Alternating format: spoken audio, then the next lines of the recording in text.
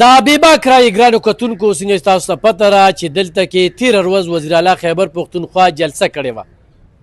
دا سرکاري وسایلو پکې بې دریغه استعمال شو، خو دغه جلسه چې په کوم ګراوند کې وه نو هغه ګراوند د دې سکول دی. د دې سکول دا قصه به سره شریکوو.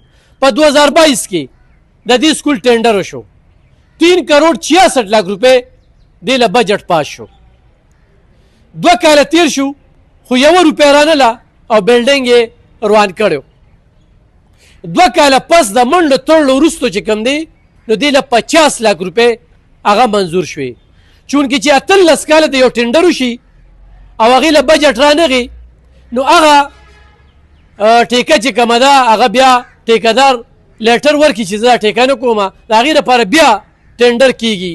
خو ټیکهدار دې ته وکتل چې ما دا بلډنګ سپړدلې دی، ماشومانو ته انتخابي تکلیف دی، نو لحاظه په دغه بیه کې به زه دا ټیکه پوره کومه او هغه خپلې منډې تړلې شروع کړې نو 50 لاکھ روپۍ منظور شوې. 50 لاکھ روپۍ هغه ولګېدې په 3 کروڑ 66 لاکھ کې. خو هغه ټیم کې دا 10 کمرې اړنګې کړي دي. 10 کمرې به په دې د برم جوړې دي، یعنې 10 کمرې به جوړې دي. اوس ګرانو کتونکو 3 کاله وشو، 3 کاله کې دې دپاره پڼ منظور نه شو. کم منظور شوی پڼ چې دی هغه دلته کې رانغی او دلته کې دغه بلډنګ دغه د ګډوډۍ ښکار دی. دلته کې 500 ماشومان زده کړه کوي.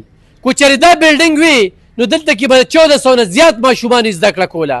خو د دې بلډنګ د روانېدو په وجه باندې مزید داخلي دلته کې وانغستې، ځکه چې په هر کلاس کې 120 او 180 دا ماشومان چې کوم دی نو ناست دي.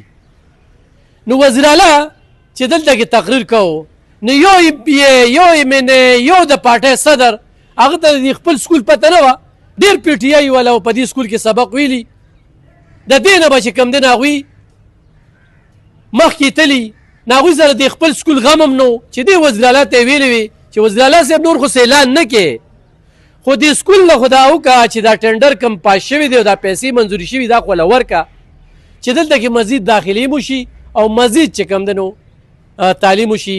خو کتونکو په 400 کې داسې په یو شمېر سکولونو کې هم داسې کارونه روان دي او په ځای باندې پاتې او خلکه د هغې اذیت نه تېرېږي او ماشومان د سکولونو نه پاتې کېږي. د دې ځای ماشومان اوس لرې لرې ځي، د دې 10 کمرو خپل ماشومان او دلته به 20 جوړې دي. خو اوس هغه ټایم کې چې کوم بجټ و نو هغه بجټ اوس په ډبلي نو اوس په هغې هغه کمرې نه جوړېږي. نو دا خو بېرته هسې یو هغه خبره ښودله چې په کوم ګراوند کې تا جلسه کوله نو د هغې ګراوند دا سکول دی. د هغه ګراوند هم نه مالي شته، نه چوکیدار شته او نه د صفایي انتظام شته.